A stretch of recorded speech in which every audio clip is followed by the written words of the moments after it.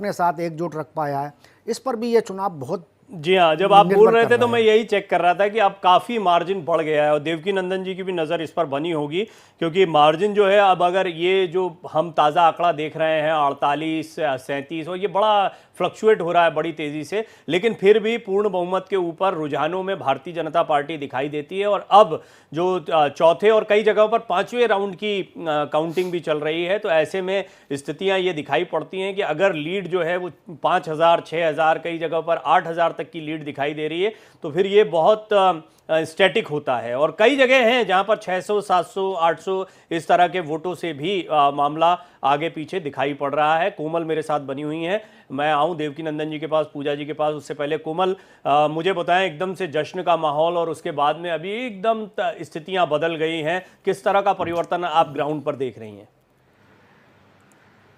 देखिए, सबसे पहले तो मैं आपको बताती हूँ कि जैसा कि मेरे सहयोगी रमेश जो बता रहे थे कि ईवीएम पे जो है कांग्रेस उठा दे, जब हारती है तो ईवीएम पे जो है को लेकर के बीजेपी पे आरोप लगा देती है, लेकिन जब जीतती है तब नहीं लगाती। और ये बड़ा सवाल अब कांग्रेस पे, अगर बीजेपी में हरियाणा आती है तो खड़ा हो जाएगा, क्या अभी भी ईवीएम पे वो दोष थोपेगी? लेकिन बीजेपी एक बात कहे कि बीजेपी एक ऐसी पार्टी दिखाई देती है जो हार या जीत दोनों की कैलकुलेशन लेके चलती है, और लगता है कि जहां कभी कमी थोड़ी हो गई है वहां पर रणनीति पे भी काम करती है और उम्मीद भी नहीं छोड़ती है। और इसी का नज़ारा है, कल रात से यहाँ पर ये कनात वगैरह सारे लग गए अंदर और बाहर, और बाकायदा हलवाई बैठा दिए गए कि जो है जश्न की भी तैयारी है। यानी कि बीजेपी ने जो है वो उम्मीद अपनी नहीं छोड़ी थी कि अगर आएंगे पूर्ण बहुमत से तो सही है, नहीं तो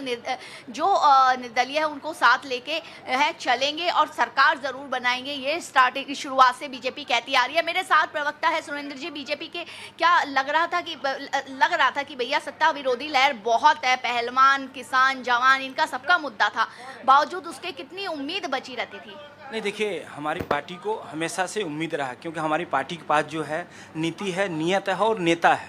हमारी पार्टी सिर्फ काम की ही बात करती है, औरों के तरह जो है ना सिर्फ जुमलेबाजी वाली काम नहीं करती है।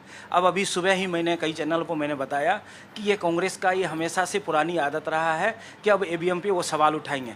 उस वक्त भी मैंने यही कहा था और अभी भी मैं यही कह रहा हूँ कि जैसे जैसे ये अभी रुझान आता जाएगा, बढ़ता जाएगा, कांग्रेस का जो सफाया जम्मू से भी हो जाएगा और हरियाणा से भी होगा। हालांकि जम्मू में तो नहीं दिखाई दे रहा अभी। जम्मू में तो जो है नेशनल कॉन्फ्रेंस के साथ और कांग्रेस मिलके अभी बहुमत के आंकड़े पर जाती हुई दिखाई दे रही है। लेकिन हरियाणा में हम कह सकते हैं कि बीजेपी जो है वो बढ़त बना रही है।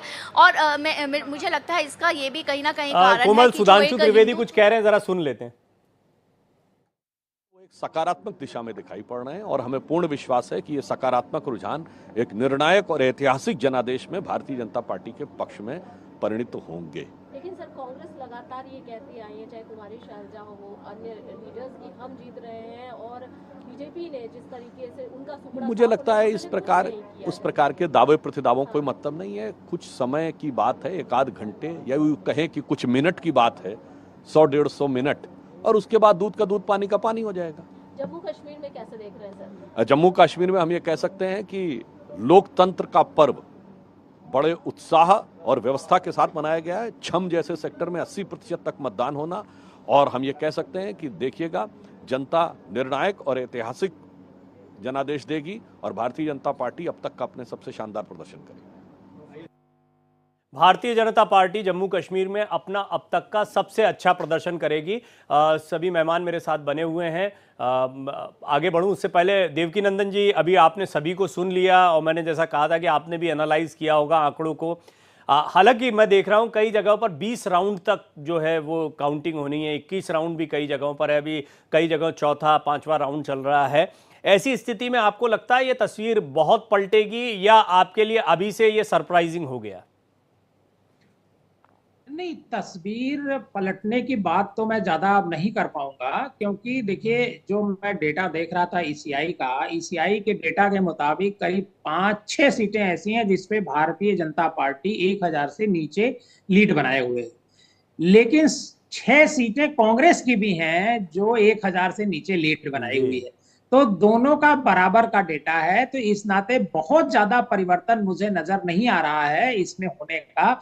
हाँ, अगर कोई ट्रेंड बदलता है तो चूंकि फाइट नेक टू नेक है, इस वजह से कुछ कहा भी नहीं जा सकता। लेकिन जम्मू कश्मीर के बारे में मैं इतना कह सकता हूं कि जम्मू कश्मीर में चूंकि डेटा बहुत आगे निकल गया है एनसी और कांग्रेस के फेवर में, तो डेटा क्या मतलब वोट शेयर भी जो है उनके पास ज्यादा है, करीब 3500 से ज्यादा मार्जिन बहुत सारी सीटों पर बना हुआ है। और इससे ऐसा लगता है कि जम्मू कश्मीर में तो एनसी और कांग्रेस की सरकार लगभग बननी तय है। लेकिन अभी हरियाणा में फिलहाल तो दिख रहा है कि बीजेपी आगे है, लेकिन चूंकि डिफरेंस बहुत मार्जिन बहुत ही कम है अभी, इस नाते अभी एक आध घंटा इंतजार मुझे लगता है करना चाहिए। क्योंकि हालांकि जो एग्जिट पोल कह रहे थे और सारे लोग कह रहे थे, कोई 70 सीट दे रहा था, कोई 55 सीट दे रहा था, 60 सीट हम लोग भी मान के चल रहे थे कि 60 सीट आएगी, वो पूरी तरीके से फेल हो चुका है। हालांकि ये आप जो डिफरेंस कह रहे हैं ना, मैं इसको थोड़ा सा समझूंगा। 13-14 सीटों का डिफरेंस जम्मू कश्मीर में दिखता है, 10 सीटों का डिफरेंस हरियाणा में दिखता है। तो इस डिफरेंस को, और आपने बिल्कुल ठीक कहा, मैं भी बिल्कुल यही सोच रहा था कि इस समय तक जहां तस्वीर चली गई है और जिस तरह का रुझान, और कई जगहों पर मार्जिन कुछ सीटें हैं जहां पर हम देख रहे हैं 1000 के नीचे का मार्जिन बना हुआ है, लेकिन ज्यादातर सीटें हैं जहां पर स्थिति जो है वो निर्णायक स्थिति में जाती है। फिर भी कह नहीं सकते हैं क्योंकि बहुत सारे राउंड्स बाकी हैं, अभी 5 राउंड की काउंटिंग हुई है।